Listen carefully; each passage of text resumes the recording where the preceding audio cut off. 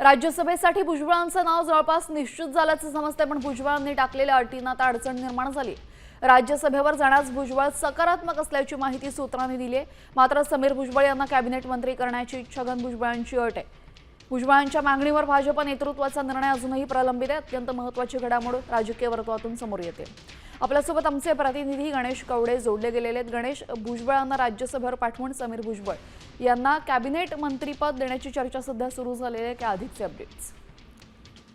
नक्कीच काल दिवसभर आहे ते राष्ट्रवादीच्या बैठका पार पडलेल्या आहेत आणि यानंतर मुख्यमंत्री देवेंद्र फडणवीस यांच्यासोबत देखील एक महत्त्वाची बैठक पार पडलेली आणि याच बैठकीमध्ये आहे छगन भुजबळ यांचं नाव आहे ते पुढे करण्यात आलं होतं आणि छगन भुजबळ यांनी देखील स्वतः दिल्लीत जाण्यासाठी सकारात्मक प्रतिसाद दाखवलेला आहे। मात्र त्यांनी एक अट आहे ती घातलेली पाहायला मिळते, ती म्हणजे की त्यांची होणारी जागा रिक्त असणार त्या ठिकाणी त्यांचे पुतणे समीर भुजबळ यांना मंत्रिमंडळामध्ये आहे ते स्थान देण्यात यावं ही प्रामुख्याने मागणी घालण्यात आलेली आहे आणि याच मागणीवर कुठेतरी हे घोडं मैदान अडलंय असंच म्हणावं लागणार आहे। कारण की मंत्रिमंडळाचा जर विस्तार होणार असेल तर त्या सगळ्या संदर्भामधले दिल्लीमधल्या नेत्यांशी देखील या सगळ्या संदर्भामध्ये चर्चा करणं गरजेचं असतं आणि त्यासाठीच कुठेतरी हे घोडं मैदान अडलेलं पाहायला मिळते। त्यामुळे आता खरं तर उद्याच्याला शेवटचा दिवस आहे उमेदवारी अर्ज भरण्यासाठी आणि त्याचमुळे या सगळ्या संदर्भामध्ये दिल्लीतल्या नेत्यांशी काही चर्चा करून यावर काही मार्ग निघतो का हे देखील पाहणं गरजेचं आहे। जी जी जी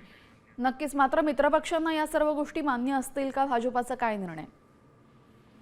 नक्कीच भाजपच्या नेत्यांकडेच या सगळ्या संदर्भामध्ये आहे ती प्रामुख्याने मागणी आहे ती केलेली आहे। मात्र भाजपच्या नेत्यांनी आहे ते वरिष्ठांशी बोलून या सगळ्या संदर्भामध्ये निर्णय सांगितला जाईल अशा पद्धतीचं सांगण्यात आलेलं आहे। मात्र त्यासाठीच कुठेतरी आता भाजपचे नेते वरिष्ठांशी बोलल्यानंतर मंत्रिमंडळात लगेच स्थान दिलं जात आहे का समीर भुजबळ यांना हे देखील पाहणं गरजेचं आहे। कारण की समीर भुजबळ यांना जर मंत्रिमंडळामध्ये घ्यायचं असेल तर जी छगन भुजबळ यांची रिक्त होणारी जागा त्या ठिकाणी पोटनिवडणुकीमध्ये समीर भुजबळ हे आमदार होतील। मात्र मंत्रिमंडळामध्ये घ्यायचे की नाही या सगळ्या संदर्भामध्ये आहे त्या वरिष्ठ नेत्यांमध्ये आता सध्या चर्चा सुरू आहे। त्यामुळे त्या ठिकाणी नेमकं काय निर्णय होतो हे देखील पाहणं गरजेचं आहे। धन्यवाद गणेश, आपण दिलेल्या सविस्तर माहितीसाठी।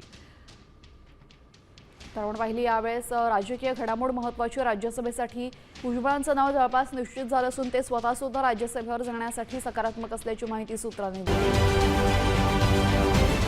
महाराष्ट्रातील सर्व बातम्यांचे विश्वासार्ह व्यासपीठ सकाळच्या सर्व सोशल मीडिया प्लॅटफॉर्मला लाईक, फॉलो आणि सबस्क्राईब करा। तसंच सर्व नोटिफिकेशनसाठी बेल आयकॉन प्रेस करायला विसरू नका।